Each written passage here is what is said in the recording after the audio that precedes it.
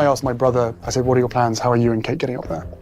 And then a couple of hours later, all of the family members that live within the Windsor and Ascot area were jumping on a plane together, playing with 12, 14, maybe 16 seats. You were not invited on that plane? I was not invited. Deep under Buckingham Palace, where no one was ever supposed to look, something was hiding. A long, dark tunnel, hidden for who knows how many years. No one knew it was there. Until now. When the FBI and British investigators uncovered the passage, they thought it was just another forgotten tunnel. But the second they stepped inside, everything changed. Their faces went pale. Their hands started shaking. Because what they found wasn't just old or mysterious. It was something no one was ever meant to see. And the biggest question of all, who built this? And what were they trying so hard to hide? The discovery of the secret tunnel. It all started with a tiny mistake. Something so small that at first nobody thought much of it. A maintenance worker inside Buckingham Palace was doing a routine check in the basement. Nothing exciting, just another regular day on the job. He was fixing an underground pipe when he noticed something strange. As he walked across the stone floor, one of the tiles beneath his feet sounded hollow. At first he thought nothing of it, but the sound stuck in his mind. So, out of curiosity, he knocked on the floor again. Hollow. He knocked again. This time, louder. Echo. That's when he knew there was empty space beneath the floor.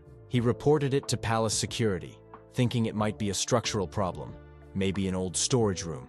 Maybe an abandoned basement. Who knew?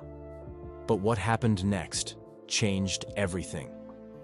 That very night, security cameras in the palace picked up something even more bizarre. One of the basement floor tiles, the same one the worker had knocked on, had shifted overnight. No one had touched it. No one had been down there. Yet somehow, between midnight and early morning, the floor had moved. Now, this wasn't a haunted house, and this wasn't supposed to happen inside one of the most secure buildings in the world. By morning, officials were called in to investigate. At first, they thought it might be a sinkhole or maybe just old, unstable flooring. But when they finally lifted that loose tile, they found something that no one expected. A hidden staircase, leading straight downward. The air that rose from it was cold. Not the kind of cold you'd expect from an old basement. This was deeper, older. A cold that felt like it had been trapped for centuries. That's when the FBI got involved. Now you might be wondering, why would the FBI care about a tunnel under Buckingham Palace? Well, here's the thing. For years, intelligence agencies had been investigating missing historical artifacts, rare items, documents, and treasures that had vanished without a trace. Some believed these priceless objects weren't lost at all. Some believed they were hidden. And some even whispered rumors of secret tunnels beneath London, leading to places the public was never meant to find. So when this underground passage was discovered, the FBI, along with British intelligence officers, had to act fast. Because if this tunnel was connected to something bigger, it meant history had been hiding a very dark secret. Entering the tunnel. The moment they stepped inside, it felt like stepping into another world. The tunnel was narrow, barely wide enough for two people to walk side by side. The walls were made of ancient bricks, some crumbling, others covered in moss. The air was damp and heavy, carrying the smell of earth, stone, and something else. Something old. The deeper they went, the more the air changed. It wasn't just cold anymore. It was thick. It clung to their skin, as if the tunnel itself had been sealed off for so long that even the air didn't belong to this time. Then, they saw something that shouldn't have been there. Footprints, fresh ones. Now think about this. If this tunnel had been hidden for centuries, no one should have been down here. So who had left these? And how recently? The agents exchanged nervous glances. Was someone else down here with them? They pressed forward, flashlights cutting through the darkness. And then, they saw something even stranger. A single torch, still burning. That's when their stomachs dropped.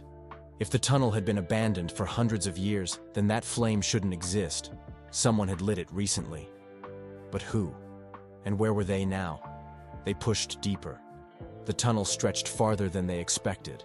The walls changed, shifting from neatly stacked bricks to rough, jagged stone, as if parts of the tunnel had been carved by hand. That's when they saw the first sign of something truly disturbing. A stack of wooden crates, half broken, covered in dust. One had split open, revealing documents so old that the paper looked like it would crumble with a single touch. The agents carefully pulled one out. The writing was faded, but the moment they saw it, their blood ran cold. Latin. Handwritten. Old royal seals stamped across the pages. Were these secret documents from the past? Lost records? Hidden messages? But before they could examine further, they noticed the tunnel took a sharp turn. And at the very end of that turn, a massive, rusted iron door. It stood half buried in the stone, its edges sealed tight with something that looked like wax or old cement. One of the agents stepped forward, reaching out to touch it. The metal was ice cold, even though the tunnel wasn't freezing. Then, as his fingers brushed the surface, thud, a sound from the other side. They froze. Everyone turned to each other, eyes wide. Was something in there? The agent hesitated, then pressed his ear against the metal. Silence. Then, another thud. This time, louder. This time, closer. The FBI agents pulled back, exchanging glances. Some of them wanted to open it, others weren't so sure. But before they could make a decision, the door shuddered, like someone or something was trying to get out. At this point, the team had a choice. Do they open the door, or do they seal this tunnel forever? Whatever was behind it, someone had locked it away. The real question was, why? And more importantly, what if it was never meant to be found? Who knew about this tunnel? Now here's the big question. Did the royal family know about this tunnel? I mean, think about it. Buckingham Palace has been standing for hundreds of years. You'd expect that the people living inside would know every inch of it, right? But what if they didn't? Let's say the tunnel was built centuries ago. Maybe it was dug long before Buckingham Palace even existed in its current form. Maybe it was once connected to an older building that stood here before. That would mean the royal family might not have known about it at all. But then again, how could they not know? We're talking about a tunnel right beneath their feet. Could it be that some members of the royal family were aware of it, but they kept it a secret? What if this tunnel was used for something they didn't want the public to know about? Maybe secret meetings? Maybe something even darker? And here's another thought. If the royal family didn't know, then who did? Someone had to build it. Someone had to use it. And most importantly, someone had to keep it hidden for all these years. So, who were they? If not the royal family, then who built it? And why? All right, let's assume for a moment that the tunnel wasn't built by the royals. That opens up a whole new set of possibilities. Could it have been built by a secret society? Maybe a group of spies? Or could it have been made for something even more mysterious? London is a city full of history, and throughout the years, it has been home to many powerful people. Kings, queens, politicians, war strategists, and even criminals. Maybe this tunnel was built as an escape route for someone important. Maybe it was a passage for spies during a war. And here's a chilling idea. What if it wasn't just used for transportation? What if this tunnel had a darker purpose? Imagine this. Centuries ago, someone, maybe a secret organization, dug this tunnel and used it to smuggle things. Or even people. Could it have been connected to human trafficking? Could prisoners have been kept there? Could this have been a hidden dungeon? The more you think about it, the more questions pop up. Because if this tunnel was built for a reason, and someone went through so much effort to hide it, then whatever happened down there had to be something big. Is this evidence of a hidden part of British history? We all learn about history in school. We hear about kings, queens, wars, and revolutions. But here's the thing. History is always written by the winners. What if there's another side to British history that we've never been told? If this tunnel was never meant to be found, then it's safe to say that it was part of a secret. But what kind of secret? Could it be something that changes what we thought we knew about Buckingham Palace? Maybe this tunnel was used during a time of crisis, and no one ever documented it. Or maybe it was deliberately erased from history. If that's the case, we have to ask, why? What was so dangerous about this tunnel that people wanted to pretend it never existed? Could it lead to another part of London that was once a secret meeting place? Could it be connected to old government dealings? Or could it be something far more mysterious, like a hidden underground network that only a select few knew about? The fact that no one spoke about this tunnel before means that someone wanted it to stay buried. But as we all know, the truth always comes out. Government cover-ups. Now, let's talk about the government. If something this massive was just discovered beneath one of the most famous buildings in the world, why haven't we heard about it in the news? Could it be that the government is trying to cover it up? It wouldn't be the first time governments have hidden information from the public. And let's be real. If this tunnel holds something really shocking, do you think they would just tell us right away? Probably not. Imagine if this discovery exposed something that could change the way people view the British monarchy. Imagine if it revealed something about past kings and queens that would make people question everything. That would be a huge scandal. So what does the government do in situations like this? Simple. They keep quiet. Maybe they've already sealed off the tunnel.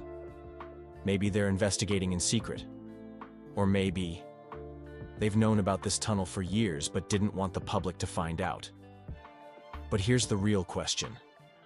Can they really keep something this big a secret forever? In today's world, where information spreads like wildfire, it's only a matter of time before the truth comes out. Could it be tied to a major historical event? History is full of mysteries, and some of them might just connect to this tunnel. What if it played a role in a major historical event? World War II. During World War II, London was a city of spies, hidden codes, and secret operations. The British government built many underground bunkers and escape tunnels during this time. Could this be one of them? Maybe it was an emergency escape route for the royal family in case of an attack. Or what if it was used against the royal family? Maybe enemy spies used this tunnel to infiltrate the palace.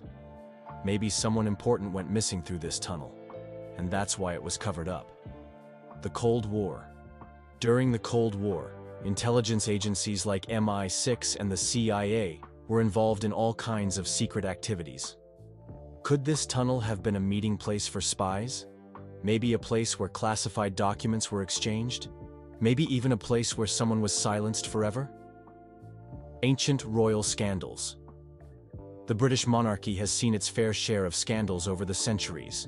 Affairs, betrayals, even mysterious disappearances. Could this tunnel be connected to one of those stories?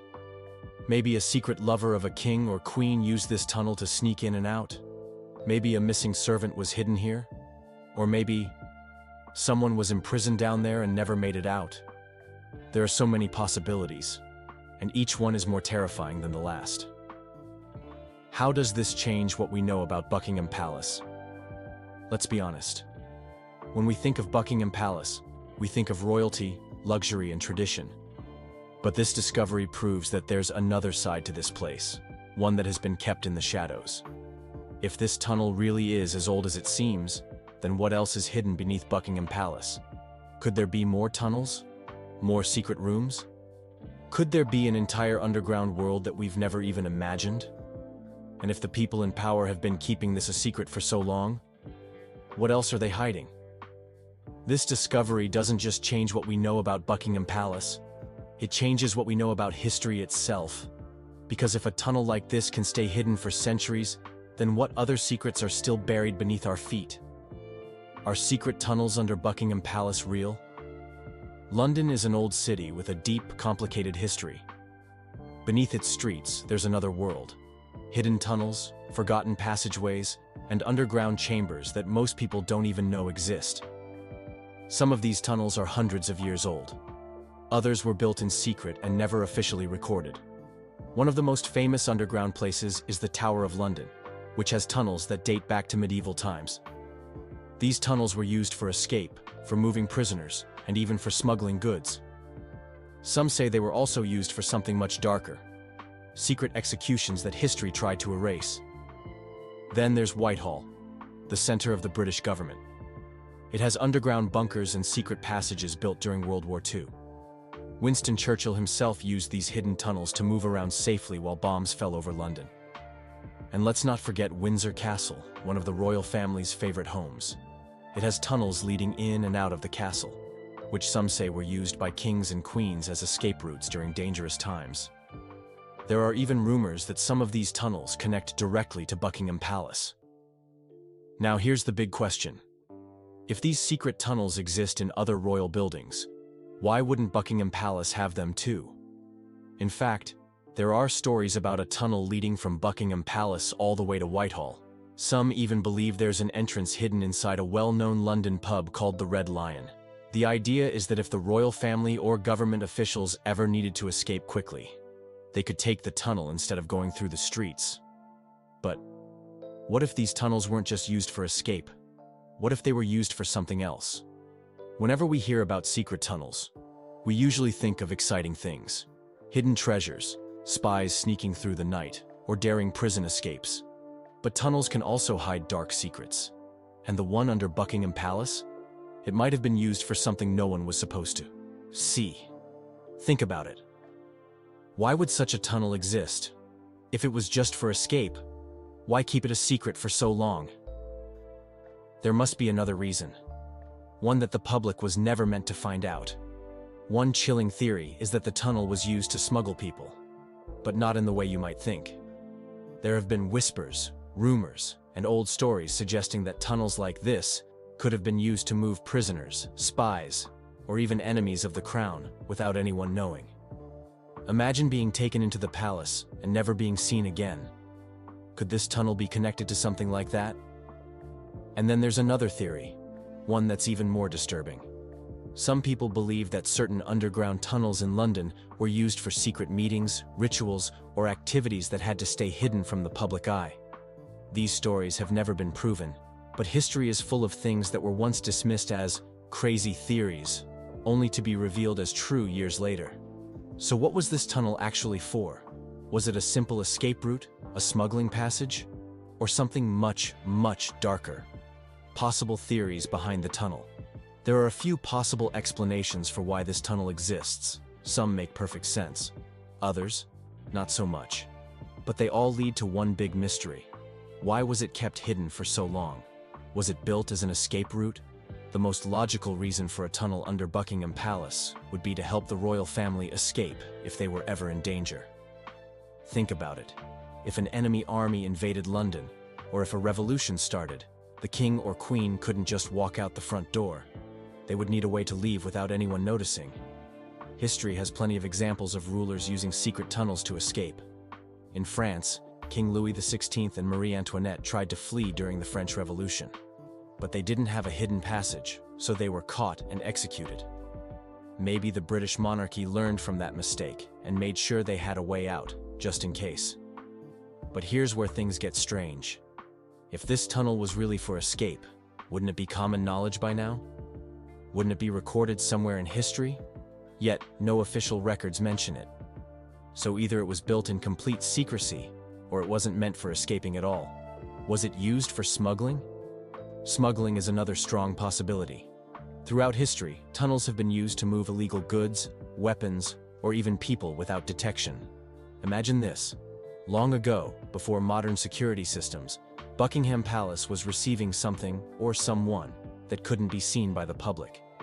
Maybe it was valuable treasure, rare artifacts, or even dangerous people that the monarchy wanted to keep hidden. There's also the possibility that spies used this tunnel. London has always been a city of espionage. During World War II and the Cold War, intelligence agents were everywhere, and hidden tunnels were the perfect way to transport top-secret information without being tracked. Could this tunnel have played a role in something like that? Or was it something even bigger? Could it be connected to other underground networks? London has an entire network of underground tunnels, many of which are still unexplored. What if this tunnel under Buckingham Palace isn't just one tunnel, but part of a larger system? We know that the London Underground, the subway system, has abandoned stations and secret tracks that the public isn't allowed to see. We also know that old buildings, like the Houses of Parliament, have underground passageways that lead to unknown places. So what if this tunnel connects to all of them? If that's the case, the tunnel under Buckingham Palace could lead anywhere, to another royal building, to a hidden bunker, or maybe even to a place that nobody has discovered yet. And here's a crazy thought. What if the tunnel is still being used today? Imagine walking through London, completely unaware that beneath your feet, something is moving.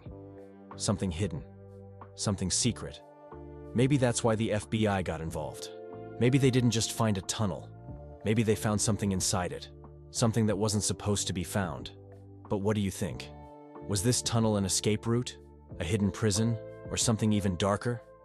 Do you believe the royal family knew about it? Or is there an even bigger cover-up at play? Let's talk about it in the comments.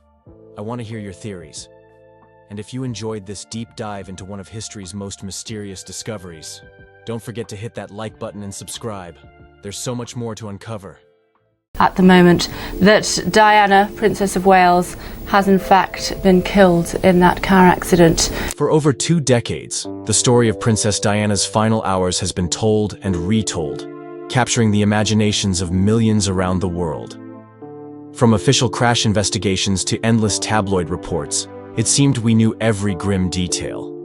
Yet in the shadows, one man quietly shouldered the burden of truth.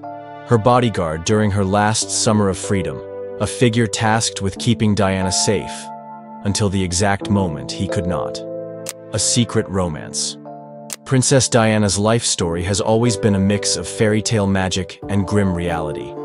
She captured hearts with her beauty and grace, but behind her public image lay private struggles, personal heartbreak, and endless media harassment.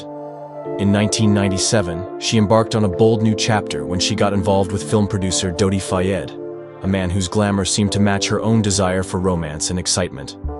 Over decades, many have questioned what really happened in those final weeks. Now, a former bodyguard has stepped forward with new claims that throw fresh light on a relationship that ended in the most tragic way possible. People always talk about Princess Diana as if they understood what she was going through. The truth, says the bodyguard, is that Diana was at a crossroads in the summer of 1997. She had divorced Prince Charles the year before, and she was eager to redefine herself, no longer just the people's princess, but a private individual in search of love and freedom. It was a kind of rebirth, one that came with the hope of escaping life behind the palace gates. Her romance with Dodi Fayed was sudden, passionate, and shocking to anyone who'd watched her before. He was the son of billionaire Mohammed Al Fayed, the owner of Harrods and the Ritz Hotel in Paris. He was also a flashy character who enjoyed mingling with Hollywood stars and throwing grand parties on private yachts. The bodyguard suggests that Dodi offered Diana an escape from the controlled environment she had always known. She supposedly felt safe stepping onto his father's yacht in the south of France, away from the typical line of photographers that took positions outside Kensington Palace day after day. When images did leak of Diana and Dodi cuddling or kissing, the tabloids went wild. Yet, according to the bodyguard, Diana was in a strangely optimistic mood during that time. She was tired of the constant lens pointed at her face, but she was also convinced she could somehow handle it. Dodi was famously generous with lavish gifts, top-floor suites, and dreamy vacations. Diana had rarely experienced a relationship that allowed her to unwind without rigid royal protocols overshadowing every move. What people may not realize, though, is that Diana had just left behind another relationship. A deeper, more private love with heart surgeon Hasnat Khan. Friends of the princess still debate whether she was truly over Hasnat, or if Dodi was simply a more public, carefree shift of direction. The bodyguard hints that she might have been torn. However, from the outside, it seemed that she and Dodi were enjoying a magical summer traveling through the Riviera. The bodyguard himself had to arrange their security, or at the very least, keep an eye on the paparazzi that followed them everywhere they went. Even though the pair tried to stay discreet, pictures of them hugging on deck frequently appeared in magazines. The bodyguard claims Diana never confirmed that she and Dodi were engaged, even though rumor had it he was about to propose. Some believe that Mohammed Al Fayed had grand visions of tying the Al Fayed name to British royalty, while others argue that Diana was committed to forging her own path and was cautious about jumping into marriage again. According to the bodyguard, Diana wanted to keep people guessing about the seriousness of her relationship with Dodi. She was certainly fond of him, and they spent hours talking about what the future might hold. At the same time, the glare of publicity around them was so severe that it felt like they were living in a pressure cooker. That tension, in the bodyguard's words, became the backdrop for the night of August 30th, 1997. Diana and Dodi were looking for a quiet, romantic time in Paris. They wanted privacy, which the bodyguard says was already in short supply. People who saw them earlier in the day remembered that they seemed cheerful and affectionate. But beneath that calm surface, the paparazzi were already staking out various exits around the Ritz, eager to get more pictures and sell them to tabloids across Europe. Diana might have acted like the constant coverage didn't bother her, but the bodyguard insists she was exhausted. Exhausted from the cameras, from speculation about engagements, from a media that seemed determined to photograph her every breath. Red flags. The bodyguard claims were ignored. Most major tragedies come with warning signs that people only recognize after the fact. According to the bodyguard, this was definitely the case. On the night Diana and Dodi died. Although so many stories have focused on the paparazzi's chase, the driver's intoxication, or even royal conspiracies, the bodyguard insists that several details could have changed everything if only someone had spoken up sooner. He points first to the overall security arrangements. Diana was arguably the most famous woman in the world, even after losing her official HRH title. She was used to traveling with skilled protection officers, who followed protocols hammered out by palace insiders. But once she stepped out of official royal circles and into a private billionaire's domain, some of those professional layers fell away. The bodyguard claims that by the time they got to Paris, security was ad hoc. Nobody seemed fully in charge of deciding which routes were safest, let alone checking whether the designated driver was in any condition to handle that responsibility. He also believes that trusting the Ritz to handle their exit might have been a fatal oversight. Dodi wanted so badly to outsmart the paparazzi that he proposed an elaborate decoy plan. 2 cars would exit from the front of the hotel, cameras flashing, while the real duo, Diana, Dodi, and bodyguard Trevor Rees-Jones, would sneak out the back in a black Mercedes. It sounds clever in theory, but the bodyguard reveals that it was put together at the last minute. The paparazzi had practically sniffed it out immediately. Some staff members, the bodyguard adds, saw the paparazzi lingering in suspicious spots. If anyone realized that the decoy plan was compromised, they didn't pull the plug. Another red flag was the condition of the driver, Henri Paul. He worked as deputy head of security for the Ritz, but that didn't mean he was fit to handle a high-pressure chase on Paris roads.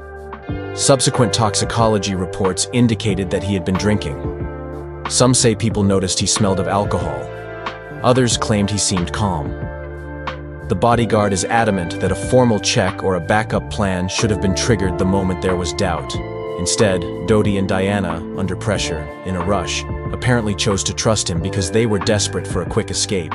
Then there were the paparazzi themselves, no longer just snapping photos from a distance, but actively maneuvering through traffic, swerving on motorbikes, and racing ahead to block the Mercedes. The bodyguard claims that the night was already tense, and ignoring how bad the chase had become was a recipe for disaster. Between the late hour, the urgency to evade cameras, and the possibility of an impaired driver, everything came together in one catastrophic moment. The bodyguard believes these red flags could have been addressed. Instead, no one stepped in to call off the late-night plan or ensure a more professional driver was found. In his eyes, that's the real tragedy. A series of small, preventable mistakes that ended up costing Diana and Dodi their lives. While official inquiries often highlight specific flaws, speeding, alcohol, paparazzi aggression, the bodyguard says he saw it as an overall breakdown. Everyone was a little too confident that they could handle the situation, from evading paparazzi to controlling the route through Paris. Nobody wanted to slow down and rethink the plan. The Mercedes in the underpass. The collision in the Pont de l'Alma tunnel has become one of the most infamous traffic accidents in modern history. The bodyguard wasn't inside that Mercedes himself, but from the evidence and testimony he's gathered, including what one survivor recounts, he has painted a harrowing picture. He describes how Henri Paul raced away from the Ritz, with Trevor Rees-Jones in the front passenger seat and Diana and Dodi in the back. chased by a swarm of paparazzi on motorcycles, they sped through city streets in hopes of buying some privacy, even if it was just for the few minutes it took to get to Dodi's apartment. The underpass was dimly lit, and often a spot where local drivers didn't expect to be going at high speed. Witnesses posted near the entrance to the tunnel said the Mercedes seemed to be traveling faster than normal. People recall the squeal of tires, the rush of engine noise, and then an awful crunch as the car collided with the concrete pillar. According to official inquests, Dodi and Henry Paul died on impact. Trevor Rees-Jones, who wore a seatbelt, was severely injured in the crash, sustaining massive facial damage that required extensive reconstructive surgery. Diana was found alive but in dire condition. Immediately after the crash, paparazzi continued to arrive. While some tried to help, others were busy snapping photos. It was one of those moments that would later be used as evidence of how twisted paparazzi culture had become. Instead of calling emergency responders, they were eager to get the perfect shot. The bodyguard suggests that the frenzy around the car might have even worsened the chaos, preventing calm, orderly rescue efforts. The bodyguard says that what still haunts him is the sound of conflicting information in the aftermath. Some bodyguards claimed to have heard crying from inside the car, while others were unsure if Diana was still conscious. A few minutes felt like hours. By the time paramedics and firefighters arrived, they had a giant obstacle course of onlookers and cameras to get through. The bodyguard points to the first responder's story, often identified as a firefighter named Galen, or Gourmelon, who found Diana still breathing inside the wreck. That, to him, underscores how close they were to saving her. She was far from unresponsive at the scene. She still had a fighting chance. But the interior of the Mercedes was crushed. The front end was unrecognizable, seats pushed forward, glass shattered across the floor. The bodyguard notes that at first glance, many people at the scene didn't realize it was Princess Diana at all. Some recognized Dodi, or they pieced it together when they saw the paparazzi going wild. For the bodyguard, it's one of the darkest ironies. She wanted to avoid the press that evening, and yet here she was, surrounded by camera flashes and strangers in her most vulnerable state. Her last words and final moments over the years. Countless rumors have circulated about Diana's last words. Some say she spoke of her sons, William and Harry. Others claim she said nothing. Then, a firefighter's testimony emerged 2 decades later, saying Diana mumbled something like, "My God, what's happened?" Or, "Oh my God, leave me alone." The bodyguard who has now stepped forward supports the idea that she was indeed conscious, if only for a short time, and was confused by the chaos around her. He explains that first responders rushed to give Diana oxygen and stabilize her neck. At that moment, the adrenaline must have kicked in,